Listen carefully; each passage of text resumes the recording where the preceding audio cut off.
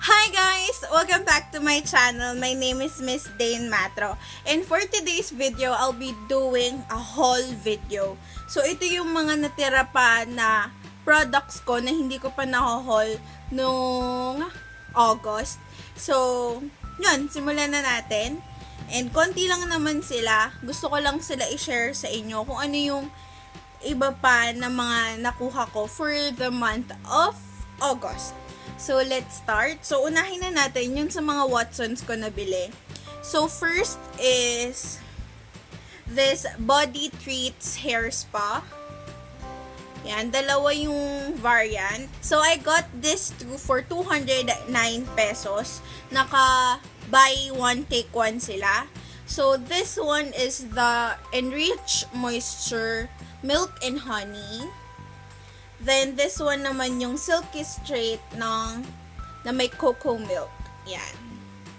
So, I got two. So, ito yung ginagamit ko ngayon. Itong milk and honey. And okay siya. Though, hindi ko masyado bet yung amoy. Pero, maganda yung baksak ng buhok ko dito. Next product na nakuha ko sa Watsons is this Pond's Acne Clear Anti-Acne Facial Foam. So, ito yung full size niya. I got this for 160 pesos. So, yan. Ganyan ang itsura niya. And, nagamit ko na siya. I've been loving this. And, nawala na yung mga pimple-pimple ko dito. Dahil dito. Ito lang. So, hindi ko binili yung acne gel kasi masyado siyang mahal. Kaya, I go for this one. And, okay naman siya. Though, hindi siya into 3 days mawawala yung pimple or yung acne mo. Pero, okay na okay ito. Pampawala. And, I like na meron siyang cooling effect. Kaya, okay na okay ito. So, last na nakuha ko sa Watsons is this Nose Pore Strips in Aloe. So, this is the Botanical Choice. So, yan. Pure Derm. So, this one cost 99 pesos. Medyo mahal siya compared sa mga ibang nose pore strips. Kasi yung sa Watsons, 12 for 109 pesos. And ito, 6 lang for 99 pesos. Pero, okay na okay siya. Nagamit ko na siya once. And ang dami niya natagtag. As in. So, yan. Ang dami niya kasing natagtag. And, ay, sus. I love this one. Tinry ko yung sa Clear Nose na yung sa Thailand. Kaso, hindi siya nag-work sa akin. Kaya, yun, naghahanap pa rin ako ng magandang nose pore strips. And nung nakita ko to, ito na yung gagamitin ko.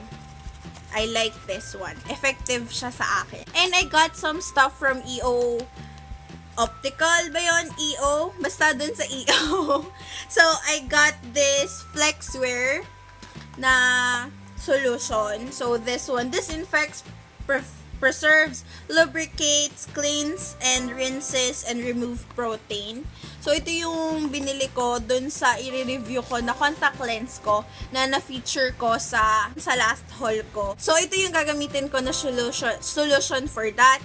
I got this for 159 pesos. Ito na yung pinakamura na solution sa EO. Kaya yan. Then, also, kumuha na din ako nitong Soflon. Yun ata basa doon. Na comfort drops. Okay siya kapag na-irritate na yung, kung matagal na yung contact lens sa mata mo, okay siya para mas tumagal mo pa magamit yung contact lens mo. I got this for almost 100 pesos. Nakalimutan ko na. 89 pesos ata. This one is 20 ml and ganito lang yung itsura niya. Yan. Kapag medyo na-irritate na yung mata mo, lagyan mo lang ng 3 drops nito and magiging okay na. This one is good for 2 times na gamit for the whole day. Kaya yan. Next product is nakuha ko sa Cosmetics Unlimited. So, nag-purchase lang ako ng Simply Matte Detail na lipstick. This one is in the shade Guilty. I have a review of this one. Naka-up na siya. So, I'll put the link down below nung review ko doon. And ganito yung itsura niya. Tapos, ito yung color. Tapos, I'll give you a swatch. So, ito yung swatch niya. 'Di ba ang ganda? So, I got this for only 149 pesos. So, last products are from Daiso. So, nagpabili lang ako sa kaklase ko dati ng Daiso products kasi walang Daiso dito and I like to try yung mga products na to. So, first is this eyelash glue. Yan. This one is in clear. Merong white and meron ding black nito. Pero ito yung kinuha ko, yung clear. And ganito yung itsura niya. Ang cute ng packaging and I like it kasi mas madaling siyang i-handle. And ganito yung brush niya. So, yan. I like this one. This one cost 88 pesos. Then, next is this eyebrow Chorvanes. So, yun. Eyebrow, dark brown. Yun lang yung naiintindihan ko. And ganito yung itsura niya. Let's open this. Hindi kasi ako nagre-review ng mga eyebrow product kasi hindi ako masyadong magaling sa eyebrows. Kaya, fini-feature ko na lang sila sa haul. And sa aking favorites. So, this one is the eyebrow pencil. Ganito lang yung itsura niya. Para siya yung sa The Face Shop ko na sa isang end, meron yung product. Pero this one, okay, para sila.